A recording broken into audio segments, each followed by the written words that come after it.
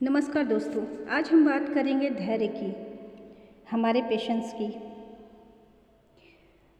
अक्सर हम यही सोचते हैं कि हम में धीरज नहीं है। समाज में भी यही बात कही जाती है कि लोगों में संयम घटता जा रहा है, लेकिन कभी कभी ये बातें सही नहीं होती है। ये बात शायद आपको भी बहुत ही अटपटी लगेगी, परंतु सत्य यही है कि हम सब में बहुत ही ज़्यादा धैर्य है, पर सही जगह पर हम उसका इस्तेमाल नहीं करते हैं। लेकिन सच में ऐसा है कि हमारे पास धैर्य है और बहुत ज़्यादा है। जहाँ हम इंतज़ार करना चाहते हैं वहाँ बिना किसी शिकायत के धीरज कायम रखते हैं, और जहाँ नहीं चाहते वहाँ कुछ ही मिनटों में हमें बेचैनी होने लगती है। इसे एक छोटे से उदाहरण से समझा जा सकता है। जैसे जिन्हें स्मोकिंग की आदत होती है, हर 2 घंटे के बाद उन्हें सिगरेट पीने की तलब महसूस होती है, लेकिन हवाई यात्रा के दौरान ऐसे लोग 14 घंटे, मतलब 12 घंटे, 8 घंटे, 14 घंटे जो भी, बिना सिगरेट के बड़े ही आराम से शांत भाव से बैठे रह जाते हैं, क्योंकि तब उन्हें धैर्य खोने के परिणाम का अंदाज़ा होता है। बच्चों के स्कूल में प्रिंसिपल के चैम्बर में या हॉस्पिटल में डॉक्टर के केबिन के बाहर बहुत बड़ी शांति से लोग प्रतीक्षा करते हैं और उनकी सारी बातें भी ध्यान से सुनते हैं। वहीं इसके विपरीत जब आप लोकल मार्केट में सब्जी खरीदने जाते हैं तो वहाँ आप 5 मिनट में भी इंतज़ार नहीं कर पाते। 5 मिनट में ही चीखना चिल्लाना आप शुरू कर देते हैं कि जल्दी से उन्हें ही सारी चीज़ें दे दी जाए। कहने का मतलब ये है कि जिन्हें आप अहमियत देते हैं उनकी सारी बातें धैर्य से सुनते हैं, लेकिन जहाँ आपको कोई विशेष फ़ायदा नहीं नज़र आता वहाँ आप उसके लिए इंतज़ार करना ही नहीं चाहते हैं। इसके विपरीत जो कार्य आपके लिए महत्वपूर्ण होता है उसके लिए मन में अपने आप ही संयम आ जाता है, धैर्य आ जाता है। अगर हम वर्तमान समय की बात करें तो कोरोना काल के बाद से लोगों के अंदर धैर्य बहुत ही ज़्यादा आ चुका है। 2 साल पहले लॉकडाउन के दौरान पूरे 45 दिनों तक लोग शांतिपूर्वक अपने घरों में बंद रहे, क्योंकि उन्हें बीमार होने का भय था। लेकिन जब संक्रमण का प्रकोप कम हुआ तो लोगों के संयम का बांध भी टूट गया। सुरक्षा के नियमों को भूलकर वे बिना मास्क के भीड़ भारी वाली जगहों पर घूमने फिरने लगे।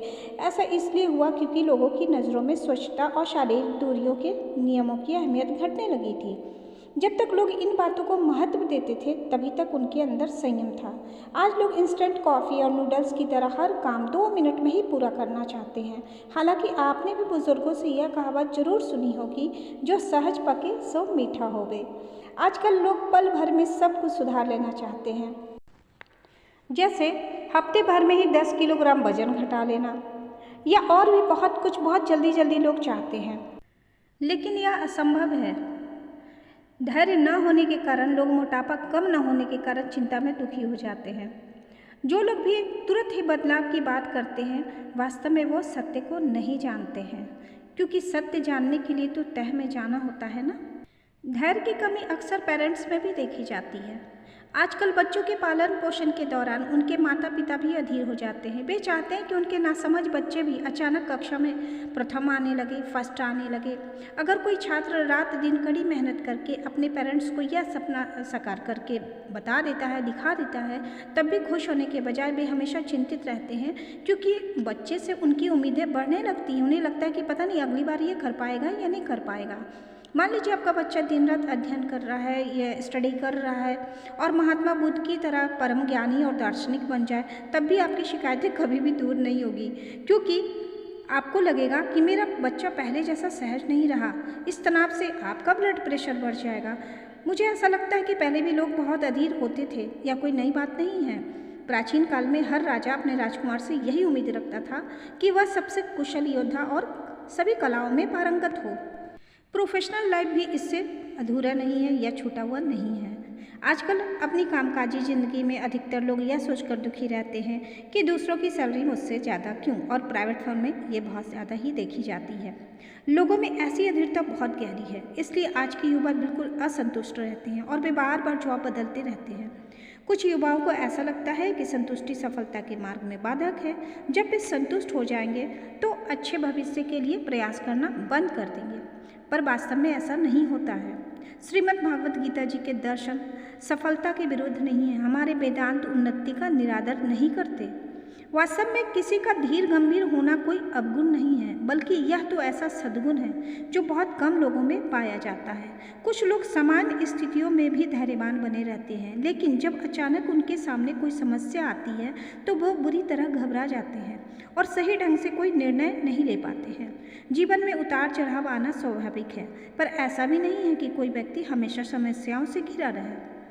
यदि आप गुणा भाग करें तो किसी स्वस्थ व्यक्ति की औसत आयु लगभग 70 साल होती है और कुल इतने वर्षों के बीच में जीवन में कुल 7 या 8 बार उसके सामने ऐसी कुछ बड़ी मुश्किल भी आती रही होंगी।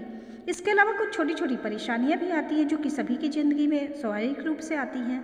ऐसी समस्याओं को समझदारी से हल ढूंढना ही किसी व्यक्ति के लिए उसकी असली परीक्षा होती है। जो इसमें सफल हो जाता है वह इंसान हर हाल में खुश रहना भी सीख जाता है। हमारे शास्त्रों में भी धैर्य को बहुत महत्व दिया गया है। श्रीमद् भागवत गीता के पहले अध्याय में भगवान श्री कृष्ण ने धैर्य का बड़ा सुंदर उदाहरण दिया है। पहले पूरे अध्याय में अर्जुन ही बोलते रहते हैं और भगवान धैर्यपूर्वक सुनते रहते हैं। आपने कभी सोचा कि ऐसा क्यों हुआ? क्योंकि उस समय अर्जुन को ज्ञान देना भगवान के लिए व्यर्थ था, क्योंकि तब उनकी आंखों पर मोह माया का पर्दा पड़ा हुआ था। भगवान की वाणी के बिना ग्रंथ का पूरा एक अध्याय हमने खो दिया। फिर जब अर्जुन ने भगवान की चुप्पी का धैर्य देखा तो दूसरे अध्याय के 7वें श्लोक में उन्होंने कहा, मैं भ्रमित हूँ, मुझे बताइए मेरे लिए क्या श्रेष्ठ है। तब भगवान श्री कृष्ण ने अर्जुन को धैर्यपूर्वक ज्ञान दिया, बिल्कुल धीरे धीरे समझाते हुए। ज्ञान देने और पाने के लिए धैर्य अति आवश्यक है।